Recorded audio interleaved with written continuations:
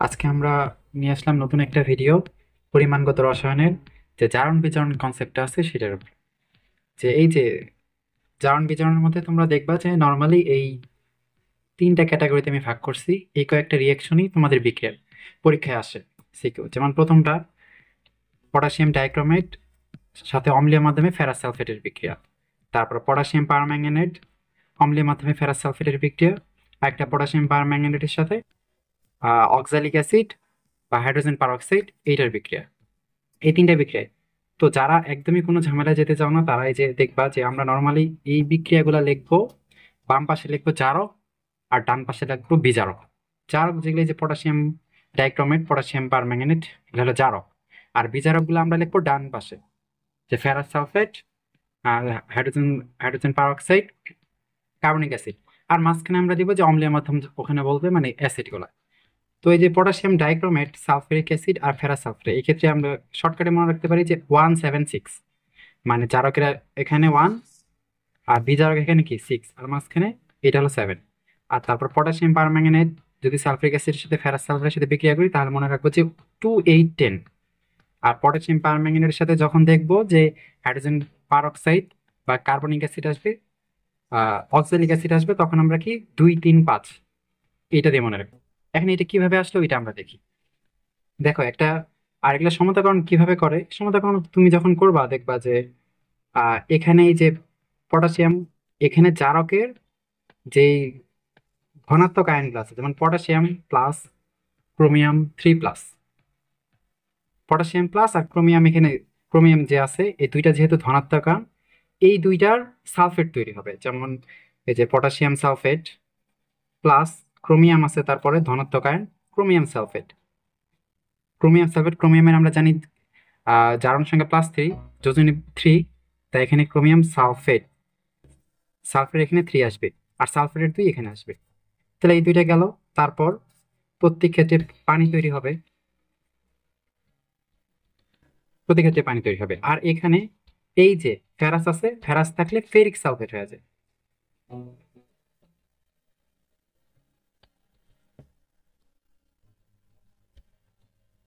3 আর 2 ferric sulphate হয়ে গেল।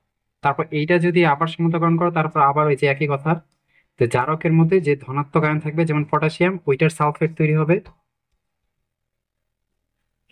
তারপর ম্যাঙ্গানিজ, এটা ধনাত্মক আয়ন, এটারও সালফেট তৈরি হবে, সালফেট।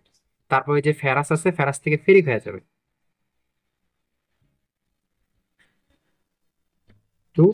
আর এই যে যেহেতু হাইড্রোজেন আছে তার মানে এখানে পানি, এইটাও সিমিলার ভাবে হবে যেরকম এরকম। তো এই যে এখানে যে জারকের সামনে 1 আর বিজারকের সামনে 6, তোমরা ম্যাক্সিমাম অঙ্কে বা এমসিকিউ দেখবা যে তোমাদের জারক আর বিজারক নিয়ে এই মূল সংখ্যা নিয়ে অঙ্ক করা লাগে, মাঝখানে যে অ্যাসিড আছে এটা নিয়ে করা লাগে। তো এটা একটা শর্টকাট টেকনিক আমরা দেখি যে দেখবা যে এইটা এটা জানতে গেলে তোমার প্রথমে জানতে হবে যে তুল্য সংখ্যাটা কি। এই যে তা আমরা তুল্য সংখ্যাটা দেখি। যেহেতু আমরা জারণ বিজারণ নিয়ে আলোচনা করছি, তো জারণ বিজারণে কি থাকে, একটা জারক আর একটা বিজারক। তো তুল্য সংখ্যা জারণ বিজারণের ক্ষেত্রে যে গ্রহণকৃত বা ত্যাগকৃত ইলেকট্রন সংখ্যা কি,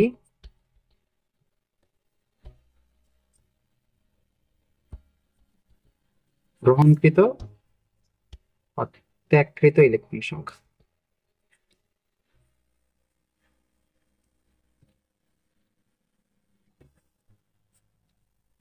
ইলেকট্রন সংখ্যা এই যে তুমি যদি আগের বিক্রিয়াটাই দেখো, যেখানে জারক এটা, এখানে জারকের জারকের এখানে যদি আয়ন করা যায়, এখানে ক্রোমিয়াম কেন্দ্রীয় মূলক কি ক্রোমিয়াম, ক্রোমিয়ামের এখানে জারণ সংখ্যা কত, ক্রোমিয়ামের জারণ সংখ্যা 7 -14, আর -14 +6, এখানে ক্রোমিয়ামের জারণ সংখ্যা +6।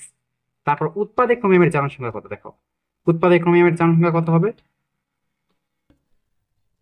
আচ্ছা এখানে একটা ক্রোমিয়ামের জারণ সংখ্যা +6, কিন্তু এখানে দুইটা ক্রোমিয়াম আছে, দুইটা ক্রোমিয়ামের জারণ সংখ্যা হবে মানে +12, দুইটা ক্রোমিয়ামের জারণ সংখ্যা +12, কিন্তু এখানে দুইটা ক্রোমিয়ামের জারণ সংখ্যা দেখবা যে কত, +6। হ্যাঁ, তো এই যে ক্রোমিয়াম মানে এখানে 12 থেকে 6, তার মানে কি সে একটা যেহেতু জারক সে 6টা ইলেকট্রন গ্রহণ করে +6 হয়েছে, +12 থেকে +6 হয়ে গেছে, তার মানে সে কি 6টা ইলেকট্রন গ্রহণ করছে। তো জারকের ক্ষেত্রে সে যেহেতু 6টা ইলেকট্রন গ্রহণ করছে, তাই পটাশিয়াম ডাইক্রোমেট যার কেন্দ্রীয় মধ্যে ক্রোমিয়াম, তাই এর তুল্য সংখ্যা হলো কত? 6, K2Cr2O7। এর তুল্য সংখ্যা কত? 6। তারপর আমরা যদি দেখি এই যে এই জারকের ক্ষেত্রে যে পটাশিয়াম পারম্যাঙ্গানেটের কেন্দ্রীয় মূল্য কি? ম্যাঙ্গানিজ। তাহলে এখানে জারণ সংখ্যা কত? এটা হলো -8 আর +1 কি -7, ওই পাশে গেলে +7, তার মানে এখানে জারণ সংখ্যা +7। কিন্তু উৎপাদে ম্যাঙ্গানিজের জারণ সংখ্যা কত? এটা হলো +2। তাহলে দেখো এখানে +7 থেকে কি হয়েছে? +2 হয়েছে। তার মানে সে কি 5টা ইলেকট্রন গ্রহণ করছে, যেহেতু সে জারক সে তো ইলেকট্রন গ্রহণ করবে, সে 5টা ইলেকট্রন গ্রহণ করছে। তার মানে পটাশিয়াম পারম্যাঙ্গানেটের জারণ তুল্য সংখ্যা কত? 5। ঠিক আছে, পটাশিয়াম পারম্যাঙ্গানেট। এখন আসো আমরা জারকের তুল্য সংখ্যা দেখলাম, এবার বিজারকের। যে এখানে ফেরাস সালফেট আছে, ফেরাস কেন? কারণ +2। কিন্তু উৎপাদে আছে ফেরিক। ফেরাস সবসময় ফেরিক হয়ে যাবে বিক্রিয়ার এই পাশে, 2+ থাকলে 3+ হয়ে যাবে।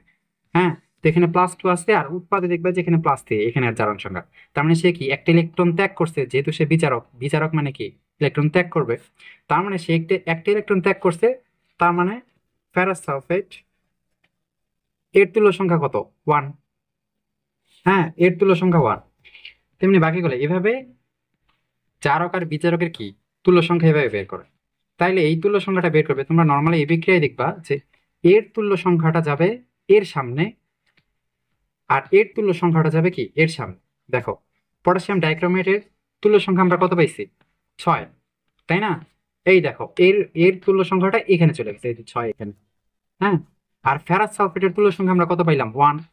তাহলে এর তুল্য সংখ্যাটা এই যে 1 এখানে চলে গেছে। হ্যাঁ, আশা করি বুঝছো। তারপর এখানে দেখো, এখানেও পটাশিয়াম পারম্যাঙ্গানেটের তুল্য সংখ্যা কত? 5। পটাশিয়াম পারম্যাঙ্গানেটের তুল্য সংখ্যা 5, এখানে আসবে 5। আর ফেরাস সালফেটের তুল্য সংখ্যা কত? ফেরাস সালফেটের তুল্য সংখ্যা তো 1, তার মানে এখানে আসবে 1। কিন্তু এইটা সমতাকরণ করার ক্ষেত্রে যে পটাশিয়ামের সংখ্যা মিলানোর জন্য 2 দিয়ে পুরো সমীকরণটা গুণ করা হয়, যার কারণে এখানে 1 দিয়ে 2 গুণ করলে কত? 2 হয়ে যায়। আর 5 রে 2 দিয়ে গুণ করলে কত? 10 হয়ে যায়। হ্যাঁ, এটা সমতাকরণের জন্য।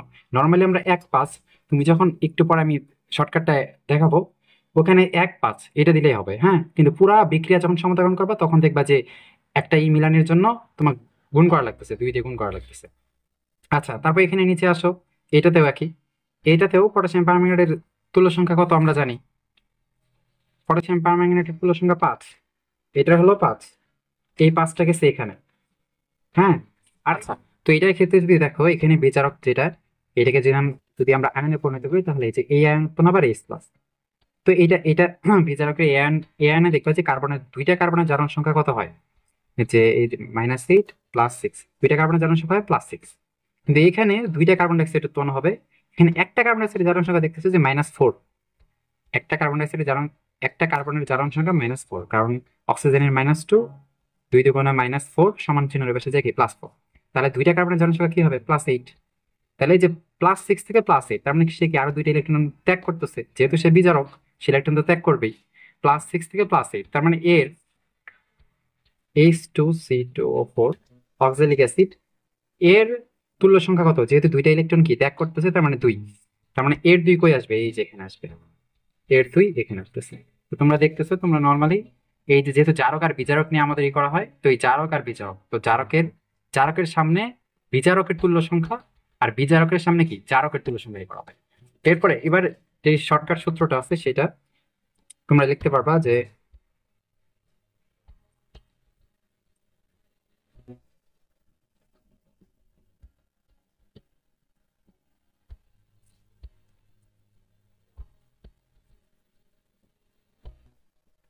বিজারক।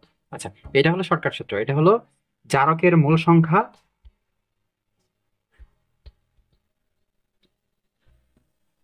এটা হলো কি জারকের তুল্য সংখ্যা।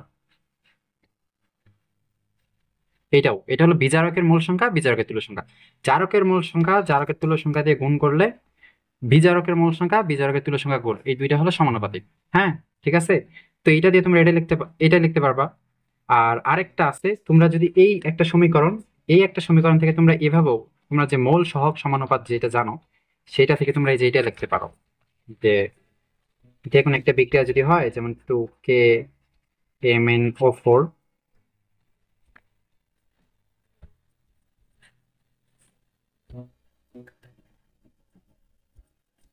কি মনে হচ্ছে?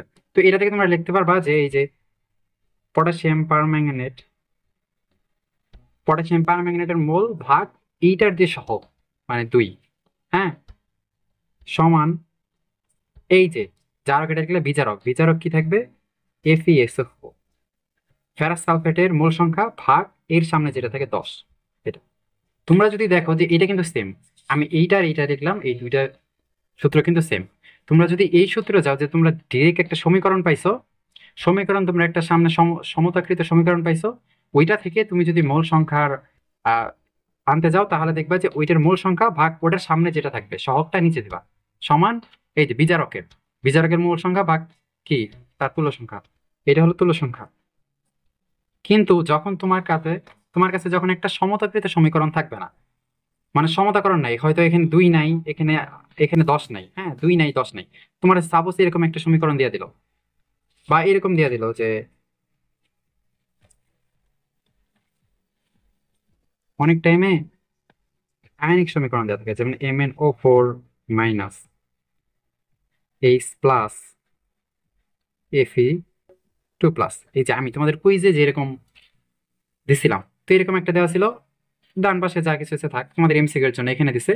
তো এখানে তোমার বলছে যে এর যে জারক আর বিজারকের মূল সংখ্যার অনুপাত বের করো। দেখো তুমি কিন্তু আগে থেকে জানো যে এটা জারক, বাম পাশে আছে জারক, আগে থেকে এটা, আর এটা হলো বিজারক। তো তুমি জানো যে এখানে 2+ আছে, এই উৎপন্ন করবে 3+, হ্যাঁ, তার মানে এর তুল্য সংখ্যা কি তুমি জানো যে 1, এর তুল্য সংখ্যা 1। আর এর তুল্য সংখ্যা তুমি কি জানো? দেখো এটা হলো ম্যাঙ্গানেট আয়ন, এখানে ম্যাঙ্গানিজের জারণ সংখ্যা +7। আর তুমি জানো যে যেহেতু এখানে Mn ম্যাঙ্গানেট আছে, উৎপাদে কি উৎপন্ন করবে? ম্যাঙ্গানিজ সালফেট তৈরি করবে। ম্যাঙ্গানিজ সালফেটে কি 2+ থাকে, কারণ ম্যাঙ্গানিজ সবসময় ম্যাঙ্গানিজ +7 থেকে +2 হয়। এই যে এখানে দেখছো সবসময় কি +7 থেকে +2 হয়, তার মানে এই সবসময় 5টা ইলেকট্রন গ্রহণ করে। যদি অম্লীয় মাধ্যম দাও, অম্লীয় মাধ্যমে ফেরাস সালফেটের সাথে বিক্রিয়া করলে আমরা দেখি কি সে সবসময় কি 5টা ইলেকট্রন গ্রহণ করে। তো 5টা ইলেকট্রন গ্রহণ করবে, তার মানে এর তুল্য সংখ্যা কত? 5। তাহলে এর তুল্য সংখ্যা যেহেতু 5 তুমি পাইছো, তখন তুমি ডিরেক্ট এই সূত্রে লিখবা যে এখানে জারক তুমি কি জানো এখানে, তো জারক এখানে যে এন আছে, এখানে NKMnO4 জারকের তুল্য সংখ্যা তুমি কত জানো? জারকের তুল্য সংখ্যা 5 ইন্টু বিজারক, এই বিক্রিয়া বিজারককে ferrous sulphate FeSO4, ferrous sulphate বা ফেরাস আয়ন, ইন্টু এইটার তুল্য সংখ্যা তুমি কত জানো? এই যে 2 থেকে সবসময় কি +3, ফেরাস সবসময় ফেরিক হয়ে যায়, মানে কি কত? 1, সে একটা ইলেকট্রন ত্যাগ করছে, তার মানে 1, এইটা 1। এই যে এরকম তুমি এখান থেকে এটা এরকম লিখতে পারবা, হ্যাঁ, এখান থেকে তুমি এরকম লিখতে পারবা, এরকম লিখতে পারবা। তেমনি এইটা যে আমি দেখাইলাম, এই যে এইটা হলো তুমি কি একবারে ডিরেক্ট, যদি একটা সমতাকৃত সমীকরণ থাকে তাহলে সামনে যেটা লিখবা মানে মোল সংখ্যা বা কি টোটাল এটা। আর যদি তোমার দেওয়া থাকে এইরকম যে কোনো সমতাকরণ করা নাই, তো তুমি এইটা সমতাকরণ করতে যাবে না, হ্যাঁ, ডিরেক্ট এখান থেকে তুমি লিখে লিখে ফেলবা, এখান থেকে ডিরেক্ট লিখে ফেলবা যে +7 আর এটা কি +1। তোমার ডিরেক্ট তুমি লিখবা যে, লিখবা কি যে MnO4 মাইনাস ইন্টু এই যে এটার তুল্য সংখ্যা কত? 5। আর এখানে Fe2+, এর তুল্য সংখ্যা কত? 1। তাহলে দেখো এইটাই যদি তুমি 2 দিয়ে গুণ করো, এই যে এই সমীকরণটা কিন্তু তুমি কি 2 দিয়ে গুণ করছো, তখন কি এই 5টা কি চলে আসছে? এর নিচে চলে আসছে, মানে Fe2+, 5 এর নিচে চলে যদি নিয়ে আসো, আর এখানে MnO4 মাইনাস এই 1টা এর নিচে আনো। আর এটাকে তুমি যদি সমতাকরণের জন্য যদি 2 দিয়ে গুণ করো, তখন এটা 2 হয়ে যাবে, এটা হয়ে যাবে কত? 10। মানে এই যে এটাই তুমি পাইতেছো, হ্যাঁ। তো এটা হলো সমতাকৃত সমীকরণ, যার কারণে তুমি কি যেই মোলটা আছে ওটা নিচে ভাগ করে দিলা। আর এটা হলো কি সমতাকরণ না, জাস্ট এমন একটা দেওয়া আছে, তুমি জাস্ট তুল্য সংখ্যা জানো যে ম্যাঙ্গানিজ অম্লের মাধ্যমে সবসময় কি 5টা ইলেকট্রন কি করে? গ্রহণ করে। তার মানে তার তার কি তুল্য সংখ্যা 5। তো তুমি কি এই জারকের মোল সংখ্যা ইন্টু তুল্য সংখ্যা, এই যে সূত্রটা জানো, এই সূত্র তুমি জানো, ইন্টু কি বিজারকের মোল সংখ্যাটি তুল্য সংখ্যা, এই যে এই দুইটা গুণ করে দিলা। আর এগুলো কিভাবে আসলো দেখলা, জাস্ট কি তুল্য সংখ্যা, কনসেপ্ট তুল্য সংখ্যা। জারণ বিজারকের ক্ষেত্রে তুল্য সংখ্যা কি, জারকের ক্ষেত্রে যে কটা ইলেকট্রন গ্রহণ করবে আর বিজারকের ক্ষেত্রে কি, যে কটা ইলেকট্রন ত্যাগ করবে। তাহলে এগুলো এখানে গেল। এখন যদি আমরা তোমাদের দু একটা এমসিকিউ দেখাই যে কেমনে 5 সেকেন্ডে হয়ে যায়, দেখো।